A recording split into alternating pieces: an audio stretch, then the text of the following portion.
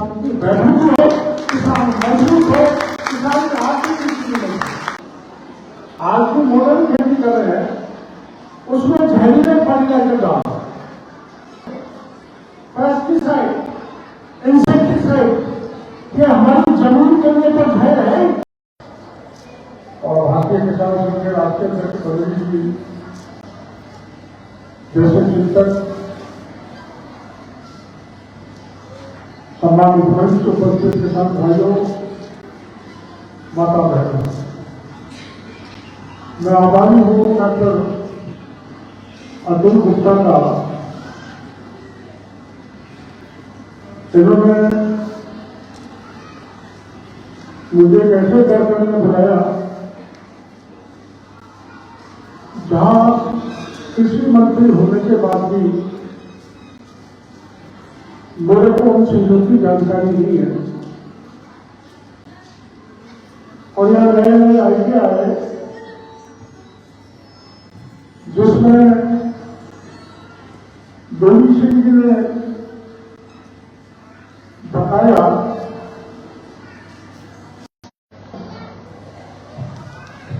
कि किसान का कच्चा माल मालूम जाए,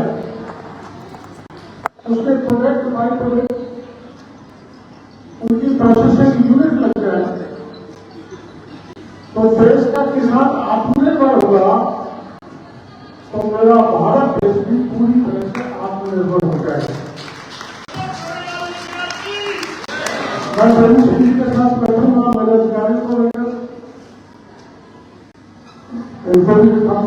आयोजन को भी बुलाऊंगा। हमारे पद्म श्री प्राप्त 4-5 मेहमान यहाँ पर आए। अभी बलवीर सिंह जी मेरे कान में कह रहे थे क्या मंत्रालय पूरी समाज में आप लोगों को पता है, थोड़ा ऐसा ही हो गया था। तो मैं मंत्री मंत्रालय में नहीं बैठ रहा था, मैं विद्यालय में पढ़ा था और मैं विद्यालय में किसान मिला था।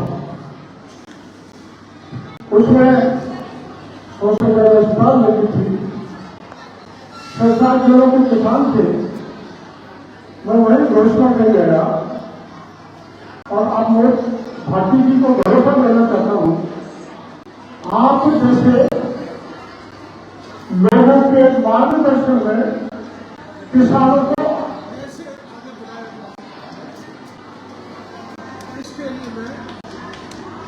के सामने काम करने का भरोसा आप भाइयों को देना। अब हमारे यहाँ पता लगा, एक सज्जन ने बताया कि वो विदेशी संस्कृति का हमारे यहाँ आ गई, तो वास्तव में गाय नहीं है। उनको देशी दस्तियां बनाने का अभी तक कार्य करने का काम किया। इसलिए आपको बहुत बहुत आभार प्रदर्शित करना चाहता हूँ। वैज्ञानिक जी आपको जानकारी है कि हमारे ऋषि है, हमारे जो हमारे शास्त्र है, आपको जानकारी है तो मैं विदेशी नस्ल की गाय को देशी नस्ल का बना एक बार को बहुत बड़ा काम है।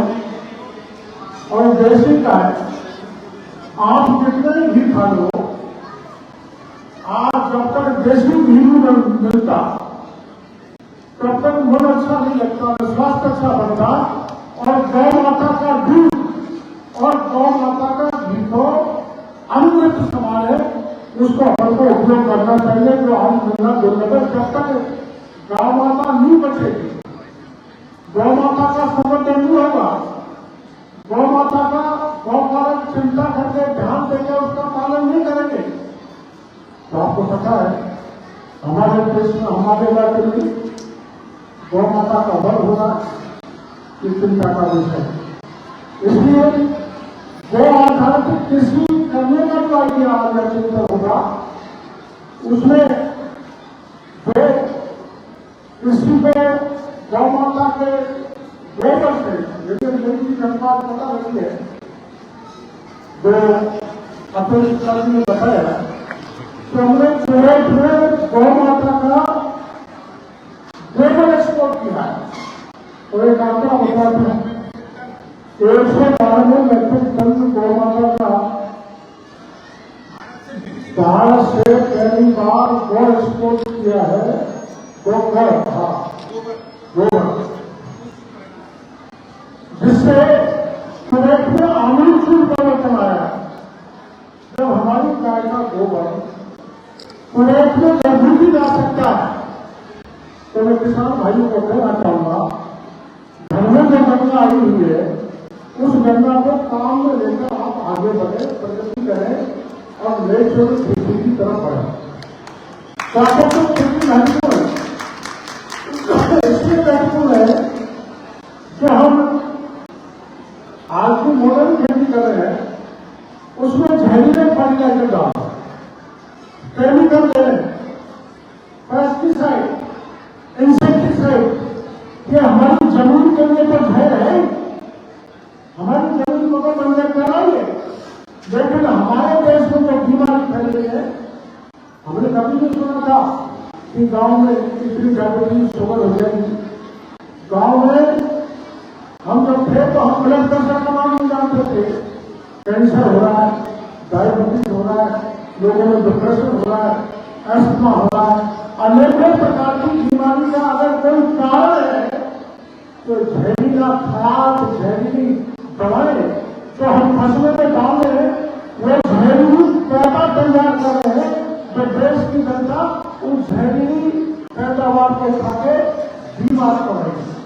इसलिए उससे मुक्ति पाना और हमारी धरती माता की उर्वरक शक्ति खत्म नहीं हो, बनी रहे, उर्वरक शक्ति अच्छी हो, उसके लिए इस दृष्टि से जो आयोग में रखा है नेचुरल फार्मिंग, इसका अपना प्राकृतिक खेती का, और इस प्राकृतिक खेती को बढ़ावा देने की दृष्टि से अब्दुल जी ने जो 3 दिन का यहाँ सेमिनार रखा है, प्रशिक्षण रखा है, मेरे को भरोसा है कि आप किसानों को ढंग से प्रशिक्षित करेंगे और प्रशिक्षित करने के का परिणाम मिलेगा कि हम हमारे किसानों को ज्यादा से ज्यादा मोटिवेट करके प्राकृतिक खेती की तरफ ले जाएंगे, तो हमारा देश की में जो बीमारी बढ़ेंगे उनसे भी मुक्ति मिलेगी और हमारी धरती की उर्वरक शक्ति बनी रहेगी और हमारा मन भी साफ रहेगा। जैसा खाओगे अन्न वैसा रहेगा मन। ये हमारी थ्योरी है, ये हमारा सनातन परंपरा का सिद्धांत है। इससे जब अन्न प्रदूषित हो रहा है तो हमारा मन मस्तिष्क प्रदूषित होगा और उस प्रदूषित मन का आप जानो कितना अपराध कर रहा है, नैतिक आचरण गिर गया, रोज लूटपाट, डकैती, अपहरण, बलात्कार, कैसी कैसी घटनाएं हो रही जो आप जानते हो, वो प्रदूषित वातावरण का कारण होंगे, प्रदूषित अन्न के कारण होंगे। उससे बचने के लिए प्राकृतिक चिकित्सा की, प्राकृतिक खेती की आवश्यकता, उसको आगे बढ़ना चाहिए। ज्यादा से ज्यादा किसान भागीदार बने, ज्यादा से ज्यादा प्राकृतिक खेती करें।